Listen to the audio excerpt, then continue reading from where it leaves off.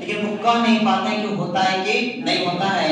1838 1839 के बीच में श्राइडर का स्वान, लेकिन ये आते हैं बोलते हैं विभाजन होता है। और उसी के विभाजन के तौर पे यहाँ पे 3 तरह का विभाजन है, एक समसूत्री है, एक असूत्री है, एक अर्धसूत्री है। पहले आपको ये समझना है कि आखिर समसूत्री कहाँ होगा, असूत्री कहाँ होगा और असूत्री कहाँ होगा। समसूत्री की बात करेंगे तो सबसे पहले जंतु में विभाजन को देखा गया है। कहाँ पे? जंतु में। दूसरा स्टेप आइएगा, बात करेंगे असूत्री, ये कहाँ होगा? अविकसित, अविकसित कोशिका। कौन कोशिका? जिसका कोशिका कैसा हो? अविकसित हो, अविकसित हो, यहां होगा। तीसरा देखते हैं अर्धसूत्री, ये होता है जनन कोशिका में। कौन कोशिका में? जनन कोशिका में। कहां पहले होता है पूछेंगे पूरा एकदम, समझे? जनन वाला कौन होगा? अर्धसूत्री में। नहीं बोलता आधा सूरा जल गया, कैसा जला है? पूरा क्या था? नहीं, टेक्निक को कभी याद नहीं होगा। हम पूछ कितना जला तो आधा याद करवाएंगे आपको। अब यहाँ पे कहा गया कि समसूत्री जो ये देखने वाले व्यक्ति थे वाल्थेर फ्लेमिंग, कौन फ्लेमिंग? वाल्थेर फ्लेमिंग, इन्होंने माइटोसिस शब्द का प्रयोग किया 1882 में। एक क्रिया कौन सी है? काइकोटेरिया। ठीक है, इस समसूत्री को 5 भागों में बांटा गया ताकि आसानी तरीके से समझ पाए चीजों को। पहला बोलेंगे इंटरफेस, प्रोफेस, मेटाफेस, एनाफेस और टेलोफेस। यहां सुनेगा, जब यहां बात करेंगे असूत्री में तो बात करेंगे कौन कौन होता है? जीवाणु होता है, प्रोटोजोआ होता है, शैवाल होता है, यीस्ट होता है, अमीबा होता है, इरेसेवा। बात करेंगे यहां पे असूत्री। असूत्री में यहां पे हो चुके हैं, नाम है बीसमैन। कौन में? बीसमैन। लेकिन यहाँ पे बीसमैन है, लेकिन यहाँ पे जनन कोशिका में काम कर रहा है, लेकिन इसको बोला गया मायोसिस, बोले मायोसिस। ये दिए फॉर्मर और मोरेगेट। आगे चलेंगे, यहाँ पे सर्वप्रथम इसका अध्ययन जो किए हैं नाम है स्टार्सबर्गर, 1888 में।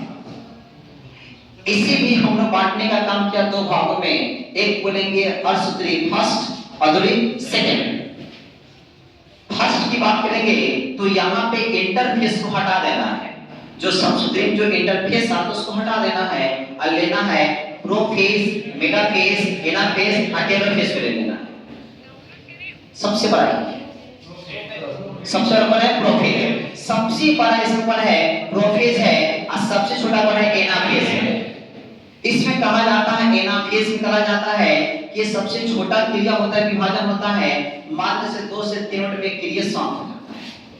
और ये क्रिया जो समाप्त होता है रीजन ये होता है कि जो कोशिका होती है और जो गुणसूत्र होता है एक दूसरे के विपरीत लगता है, खिंचाव के कारण ये टिकी नहीं पाता है।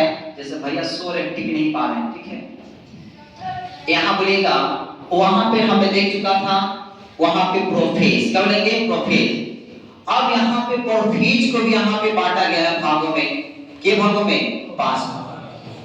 प्रोफेज को भी 5 भागों में क्या करके क्रम चलेगा वहां से। बात करेंगे यहाँ पे लिप्टेटिन,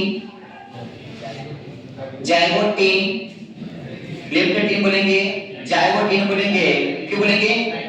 पेरिटिन, पेरिटिन बोलिएगा, क्यों बोलेंगे? टिप्टोटिन, क्यों बोलेंगे? डाइकिनेसिस। इस तरह से 5 भागों में फिर बांटा गया है इसको, समझिएगा। अब प्रोफेज है, प्रोफेज कितने भागों में? 5। सबसे बड़ा यही ना है, सबसे बड़ा कौन है? यही है, सबसे बड़ा यही है। इसी को 5 भागों में, कितने भागों में? 5 भागों में किसको बांटा गया? प्रोफेज को। बोलेंगे लिप्टोटिन, कौन टिन? जाइगोटिन, फिर क्या बोलेंगे? पेरिटिन, क्या बोलेंगे? फिर बोलेंगे हम लोग डिप्टोटिन, कौन टिन? डिप्टोटिन, याद रखिएगा। फिर बोलेंगे हम लोग डाइकिनेसिस। ये बांटा गया यहाँ पे 5 भागों में। हम आपसे पूछेंगे कि बताइए सबसे बड़ा कौन है? प्रोफेज। सबसे छोटा कौन है? एनाफेज। इन्ने उन्ने कीजिएगा तो बड़का भी छोटका, तो ज्यादा इन्ने उन्ने करेगा तो क्या हो जाएगा? छोटका।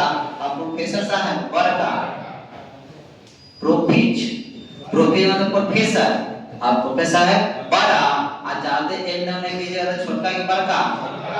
देखो तो छोटका भाव बड़ी एने में कहीं रहता है, छोटका की बड़का, अब बड़का प्रोफेसर है प्रोफेस, और इसको 5 भागों में हम लोग बांटेंगे और पांचों भागों को एक एक करके हम पढ़ेंगे कि लिप्टेडीन क्या होता है, जाइलोटीन क्या होता है, फिर बोलेंगे हम लोग पेरिडीन क्या होता है, फिर बोलेंगे हम लोग डिप्टेडीन क्या होता है, फिर बोलेंगे हम लोग डायकेनेसिस क्या होता है।